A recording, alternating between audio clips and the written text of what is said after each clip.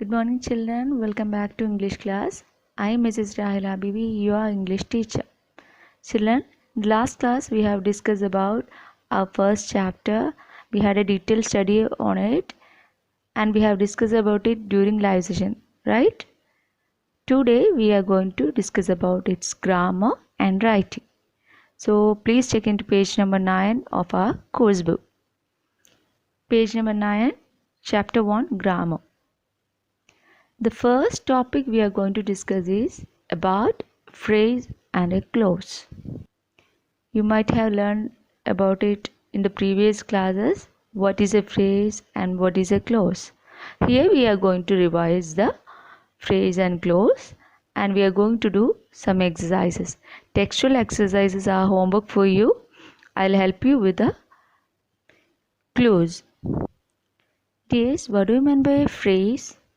It's a piece of information. Then what about clause? It is also a piece of information. So what's the difference between that? Of course there is a difference. Let's look on it. A phrase is a group of two or more words that conveys a short single piece of information. I'll repeat. A phrase is a group of two or more words that conveys a short and a single piece of information. Now let's check on clause. A clause consists of a larger piece of information. It has a subject and a verb. Please repeat. A clause consists of a larger piece of information. It has a subject and a verb. That means a phrase has no subject and a verb. I think it's clear for you now. Okay, what is the difference between a phrase and clause? A phrase is usually conveys short piece of information or a single piece of information, but a clause consists of large piece of information. A phrase has no subject and verb, but a clause has a subject and verb. Is it clear? I'll repeat once again. A phrase is a short or a single piece of information, but a clause consists of a larger piece of information. A phrase has no subject and a verb, but a clause has a subject and a verb.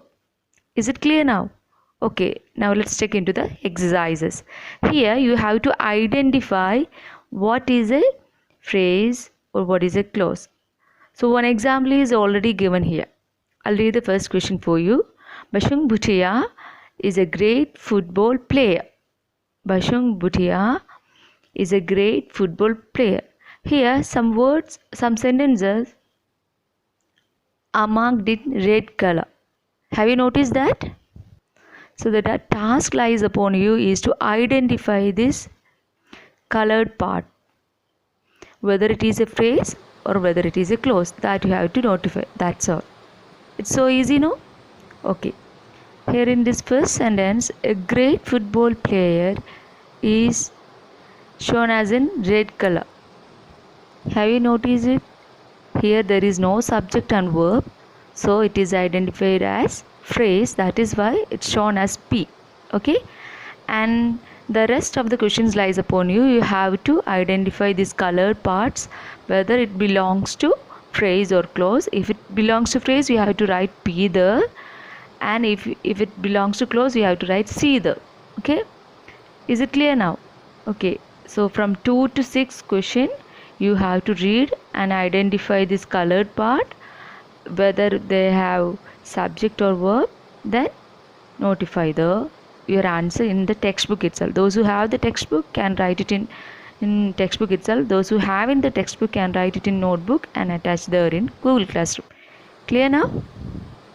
Now let's check into another topic of our chapter 1, page number 9. That is type of sentences or kinds of sentences. You have already know what is a sentence is, and one more thing you know that there are different kinds of sentences. Here we are going to revise the different kinds of sentences. Do you know what are they?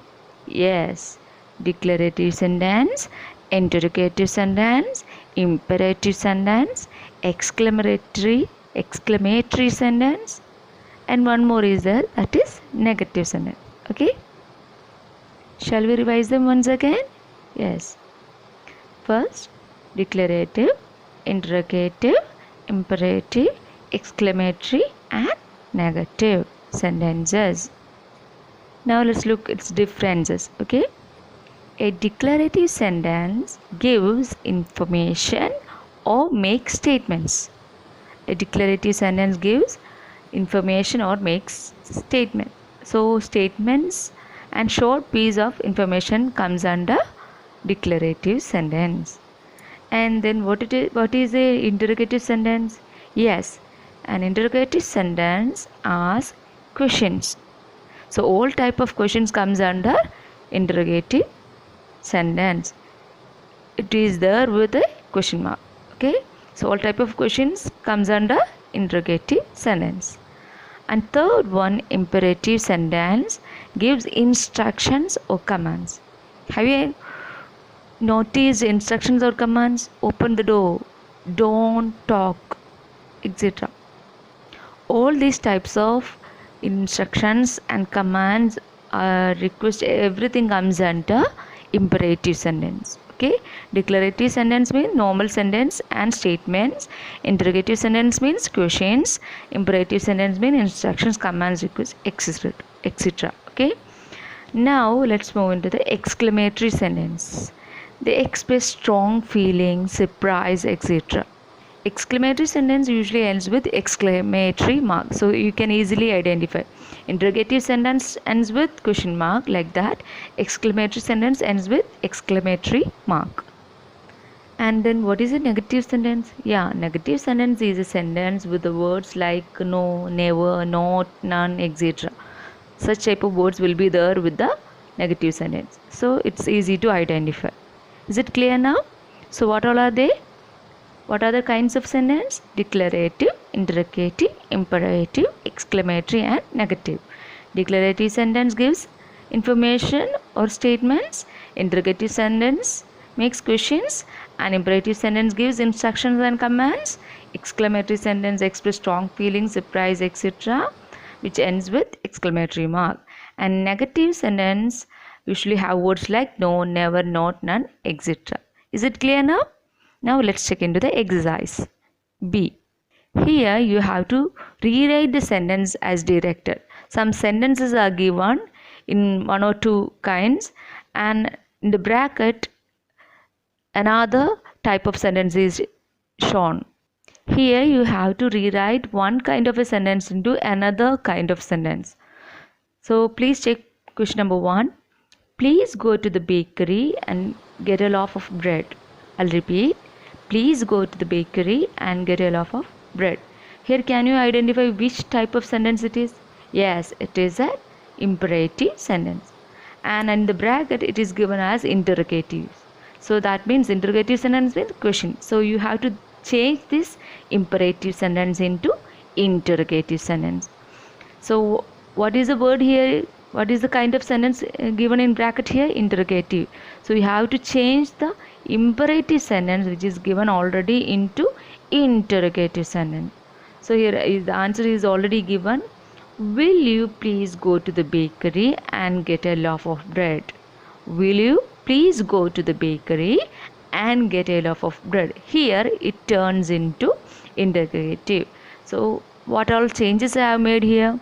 Yeah, we have started with a question word and it is ending with question mark. So this is the difference. Clear? So just like this, from question 2 to 6 you have to first identify which type of sentence is given, then you have to change it into the kind of sentence that is given in the bracket. Okay, so second question, can Ali swim across this river? It ends with question mark, so it comes under which type of sentence? Yes, interrogative sentence. So in the bracket is given declarative. So we have already discussed which type of sentence is declarative, so you have to turn this question into declarative sentence. Is it clear now? Like that, from 3 to 4, 3, 4, 5, 6 questions we have to do it yourself. You can do it in your notebook. Okay. Next, let's move on to the vocabulary, page number 10. Read this sentence. She wanted everything to be spick and span. Spick and span means neat and clean. This is a binomial expression. Have you noticed this spick and span anywhere? I have told you to underline.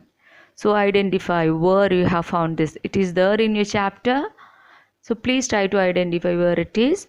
Who has told about this? Like, yes, Damu has told about whom? Smriti Cheji. She wants everything spick and span. Do you remember? Yes. So these type of sentences or these type of words are known as spick and span, and this is known as binomial expression. So let's check into what is a binomial expression. A binomial expression is a pair of words found together in a particular order with a fixed meaning. Okay, binomial expressions are pair of words. Here, what is the pair of words? Spick and span. So when it comes together, it creates a special meaning. Such type of words are known as binomial expressions. Binomial expressions are pair of words found together in a particular order. Okay, in a special order with a fixed meaning. It has a fixed meaning, another meaning than the direct meaning. Okay, it usually has two words joined by conjunctions such as and, or, etc.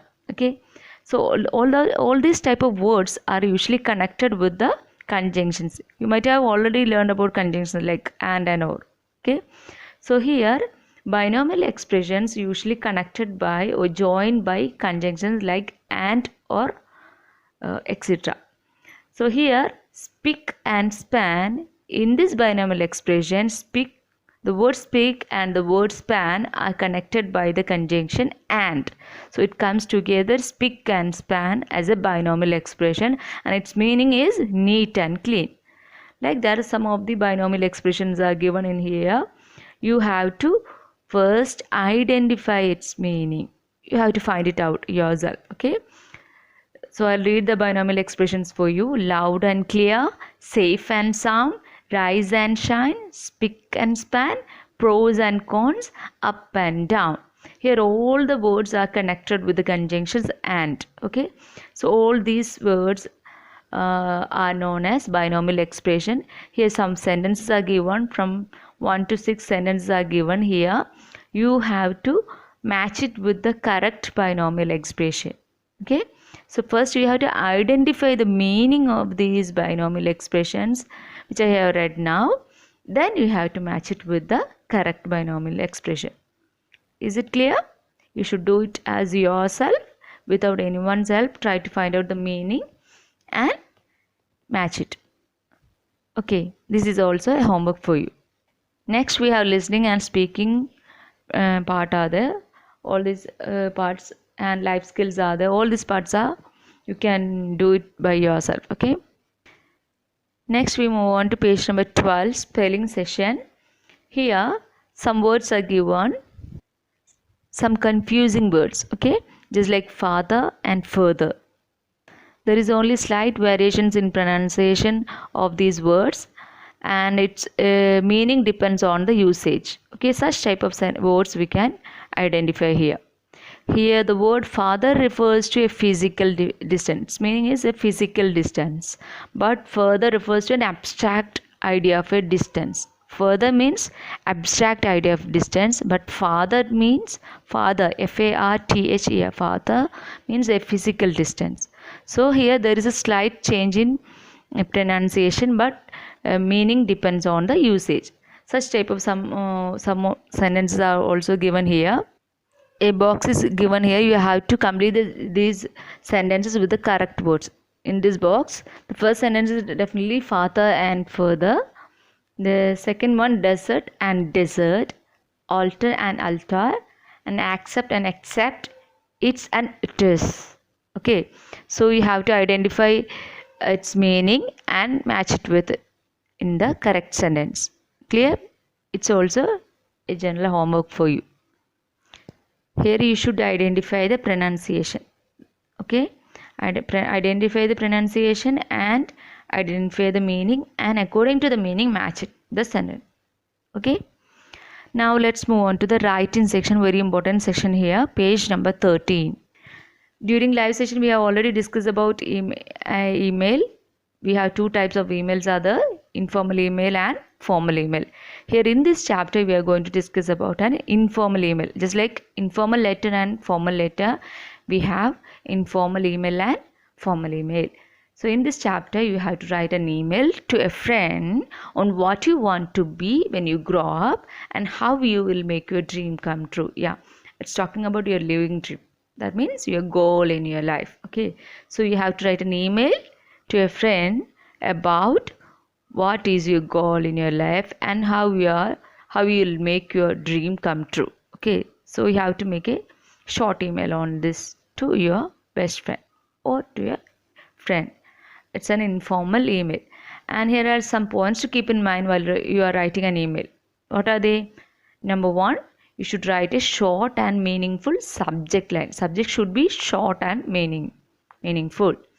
And second one, avoid difficult fonts and do not use capital letters for the whole message. Okay, difficult fonts you have to avoid, and also do not use capital letters for the whole message, means whole email.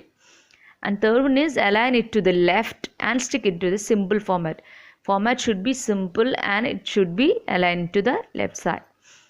And sign off appropriately. Signing off should be appropriately. Please identify the signing off of an email. It's different from a letter. And also follow the rules of grammar and punctuation while you are writing an email. Okay, so you should follow all these rules and you have to write an email. I think you have already know how to write an email, the format of an email. Okay, it is shorter than a letter. Okay, so first you have to start with, while you're writing for this exam purpose and all, first you have to start with from email id, then to email id, then date.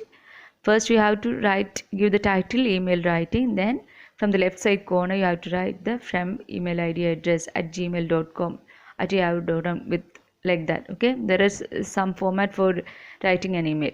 And then to address, then date. Okay, then you have to write the subject, then salutation, dear sir or ma'am. Then you have to write the email. It should be short than a letter. Okay, so please identify the difference between a letter and an email. Okay, so emails are shorter than letters, so you have to write a single paragraph. It should be clear and beautiful. While you're writing an email, you should be aware of your language. Do not use colloquial language and colloquial usages. Okay, and when you are signing off, you should ends with regards and name. Okay, do not write yours faithfully or yours truly. You have to ends with signing off with regards and your name. Okay, all these formats should be from the left side corner. Okay, it should be in a spick and span order. Clear? Okay, I think it's clear for you. So we have finished our homework also. This email writing also comes under your homework. This should be written in your notebook and should be attached in your Google Classroom. Is it clear now? So if you have any more doubts, please contact me through WhatsApp. And one more thing I want to tell you is, don't forget to read your text. Okay, so it's time to wind up. Let's check your homeworks once again. Page number 9, grammar, section A and B. Section A, identify phrase and clause. Section B, rewrite the sentence as directed. Page number 10, vocabulary, match it with correct binomial expression. Page number 12, spelling session. And page number 13, writing an email to a friend. All these are your homeworks of today. Hope it's clear for you. Thank you.